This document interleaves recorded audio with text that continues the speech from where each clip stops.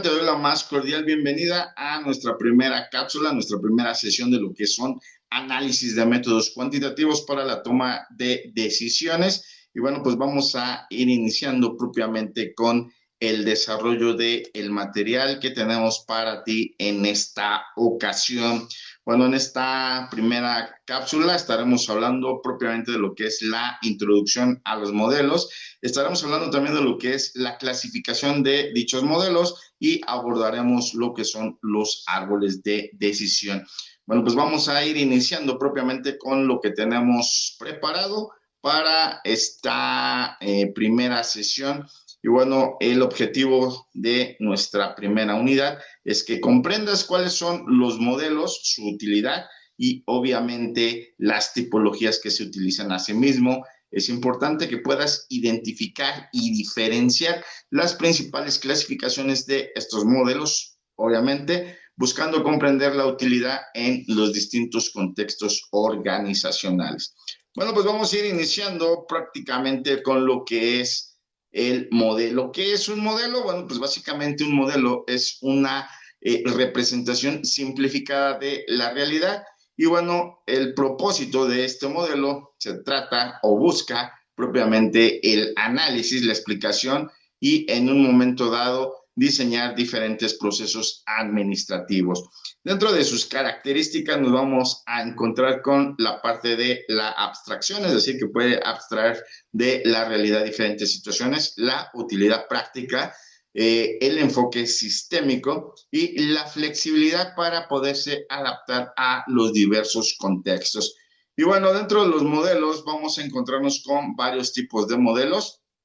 Existe dentro de la clasificación de los diferentes modelos, tenemos los modelos descriptivos en primera instancia. Estos nos muestran cómo funcionan propiamente los procesos. Por el otro lado, tenemos lo que son los modelos normativos que se encargan de prescribir cómo deberían funcionar propiamente. Además, tenemos lo que son los modelos matemáticos contra los modelos cualitativos. Tenemos también lo que son los modelos estáticos contra los modelos dinámicos. Y bueno, dentro de los ejemplos que tenemos en la parte administrativa, tenemos lo que son los modelos de toma de decisiones racionales, el modelo de las 5 fuerzas de Porter, tenemos también el modelo de planeación estratégica y bueno, vamos entonces a lo que nos corresponde dentro de nuestra materia, que es básicamente los modelos cuantitativos. ¿Qué son los modelos cuantitativos? Bueno, ya hemos definido propiamente lo que es un modelo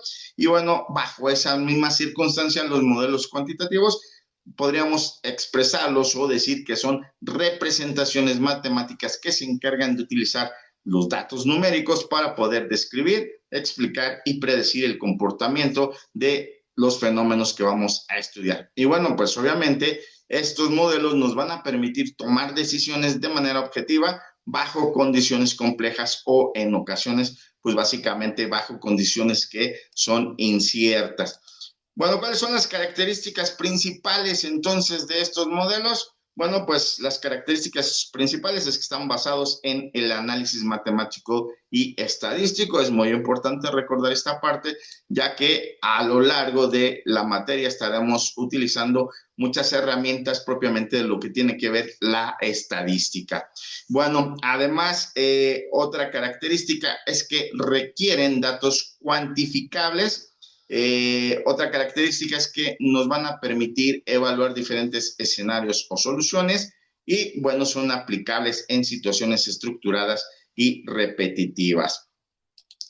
Y bueno, tenemos los ejemplos más comunes de los modelos. Tenemos lo que es el modelo de programación lineal. Este modelo de programación lineal nos permite la optimización de lo que son los recursos, es decir, aplica directamente a lo que es la parte de producción y logística.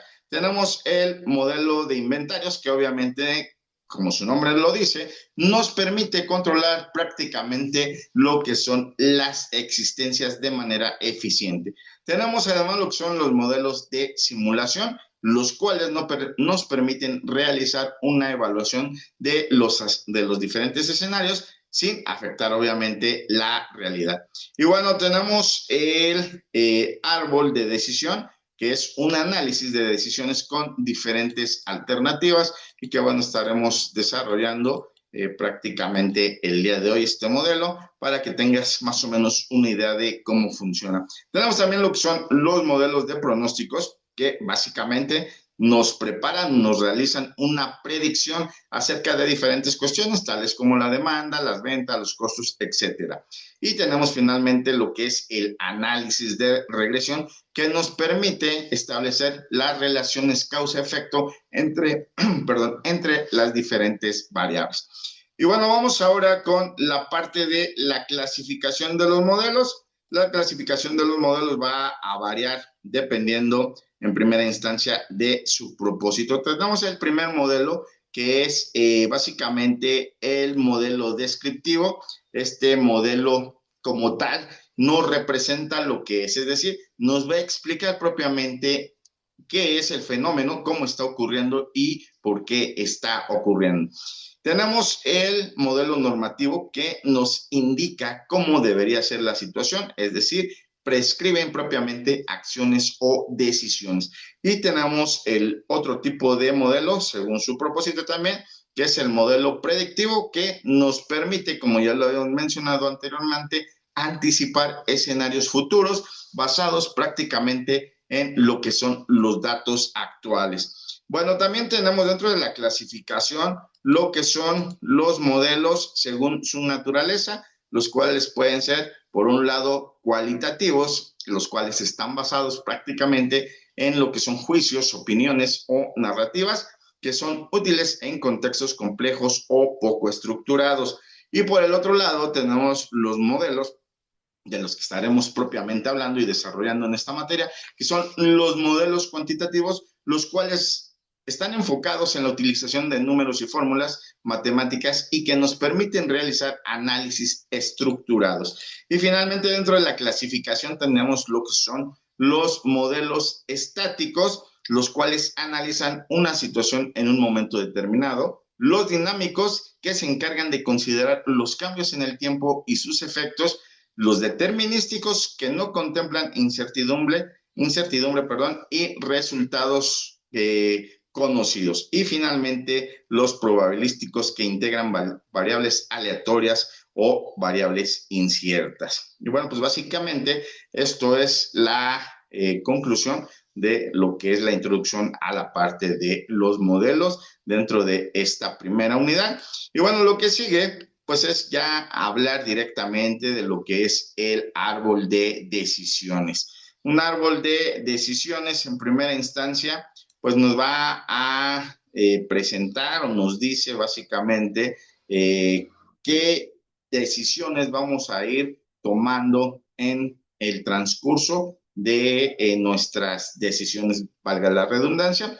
Y bueno, entonces, ¿qué podemos decir que es un árbol de decisión? Bueno, un árbol de decisión lo vamos a entender como una herramienta gráfica que nos va a permitir tomar decisiones analizando diferentes alternativas, así como los posibles resultados. Se representa en forma de diagrama de ramas como un árbol, donde cada nodo va a representar una decisión o un resultado. Y bueno, este tipo de diagramas vienen específicamente de la parte estadística de las cuestiones de probabilidad, donde en función de las diferentes probabilidades, pues vamos a ir tomando diferentes caminos hasta llegar a un determinado punto. Y bueno, pues entonces tenemos los elementos claves de lo que es nuestro árbol de decisiones. Primero que nada, tenemos lo que es la decisión, es un nodo inicial donde se va a plantear una alternativa. Posteriormente tenemos las alternativas, que son las ramas que salen del nodo representando las diferentes opciones que están disponibles para esa situación. Tenemos también lo que son los eventos, los cuales son sucesos inciertos que pueden ocurrir tras cada una de las diferentes alternativas.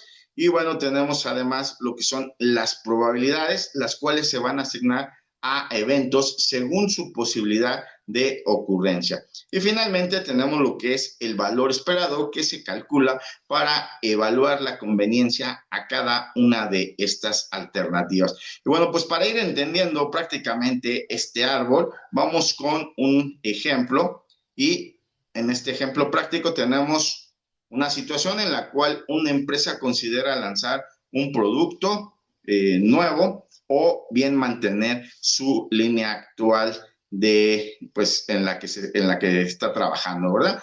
Y entonces tenemos nuestro primer escenario en el cual lanzar el producto tiene una posibilidad propiamente de éxito del 60%, pero también tiene una posibilidad, en este caso de este estudio, del 40% de fracaso. Y bueno, tenemos por el otro lado el escenario 2, que es mantener la línea, es decir, mantener un rendimiento estable, ¿verdad?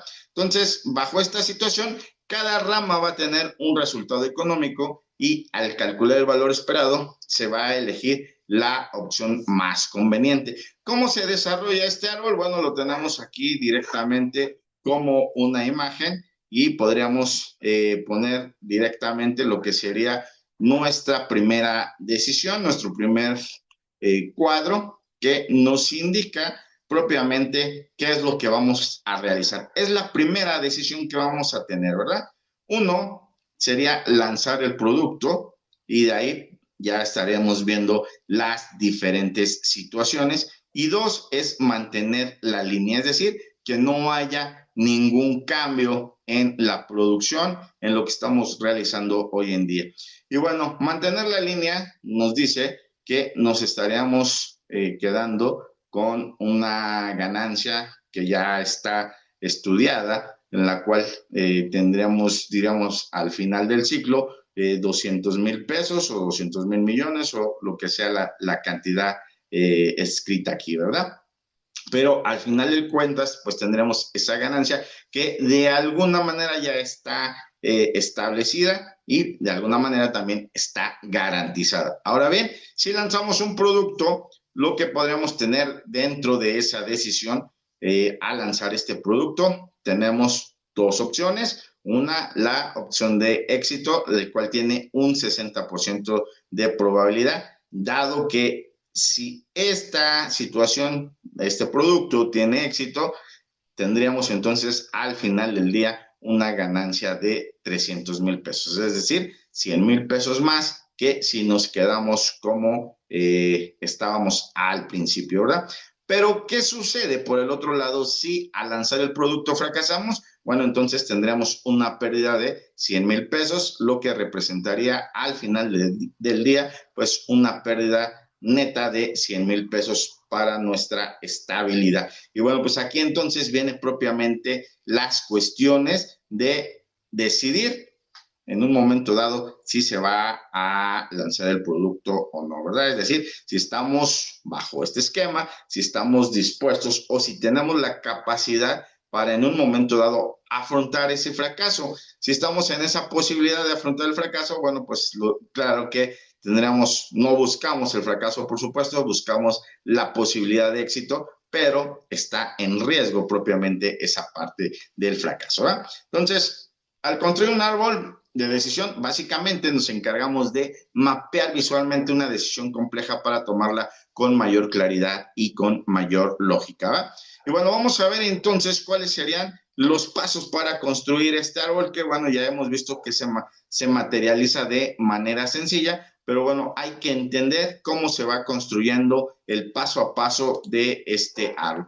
Primero que nada, se trata de definir con claridad el problema. En el caso anterior, ya estaba, diríamos, de alguna manera predefinida la situación, ¿verdad? Entonces, en este punto es muy importante ser claro y específico con la decisión que se debe tomar. Por ejemplo, como ya lo dijimos, lanzamos el producto nuevo o nos mantenemos con la línea actual. Esa es la decisión que debemos tomar y que debe ser clara y concisa. El número 2 es identificar las decisiones posibles.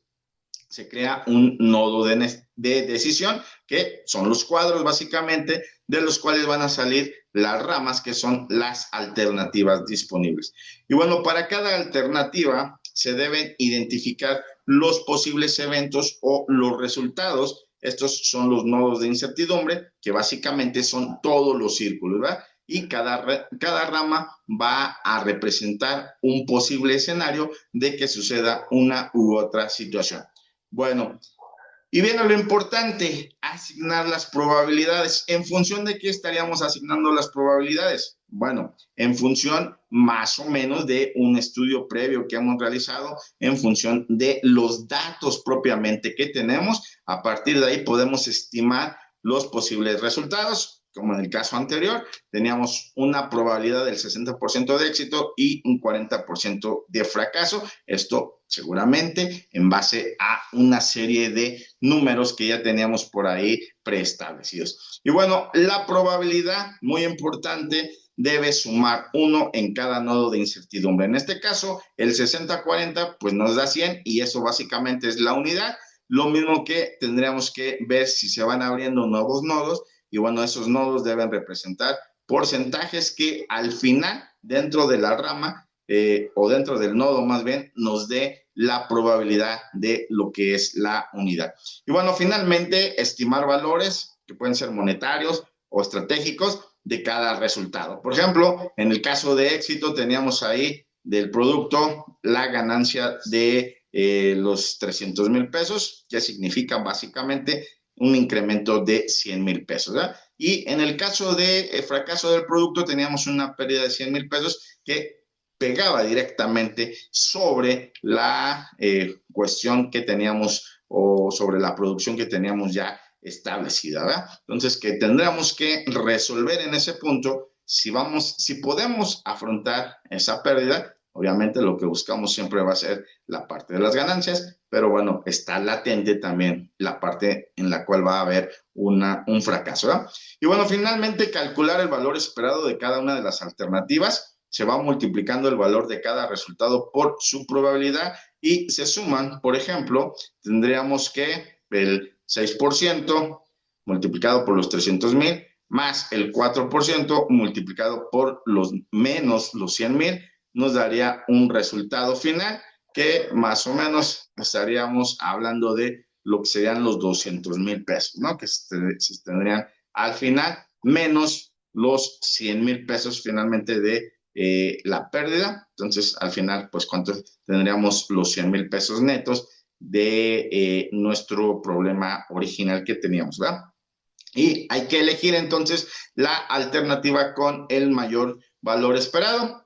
Esta será, en términos cuantitativos, la opción más racional y más rentable. Por supuesto, dentro de esta situación, cabe resaltar que cuando estamos hablando de ventas y de todo eso, pues obviamente buscamos los números más altos, es decir, buscamos maximizar en ese caso la situación. Y en caso de costos, pues obviamente a la inversa, ¿verdad? Buscamos propiamente la reducción, es decir, donde haya la menor cantidad de costos para reducir propiamente esa parte y quedarnos con la mejor opción. Esto depende, por supuesto, del problema que se esté planteando. Y finalmente, pues la representación gráfica. El uso de cuadros, como ya lo dijimos, son prácticamente las decisiones. Los círculos son los eventos. Generalmente estos eventos no tenemos una influencia directa y representan propiamente lo que son las probabilidades. Y las ramas, que son las alternativas y resultados con sus respectivas probabilidades y valores de cada una de ellas. Y bueno, pues es importante mencionar que esta actividad la podemos hacer de manera manual, es decir, ir dibujándola poco a poquito con nuestras diferentes situaciones posibles que vayamos realizando, pero también podemos utilizar diferentes herramientas digitales como Lucidchart, Draw.io o Excel, ¿verdad? Que son las herramientas que nos permiten en un momento dado automatizar los cálculos para realizar los ejercicios de manera más rápida, fluida y sencilla. Bueno, pues con esto estamos concluyendo lo que es nuestra primera cápsula. Nos estaremos viendo en la cápsula número 2. Hasta pronto y como siempre, les deseamos mucho, mucho éxito.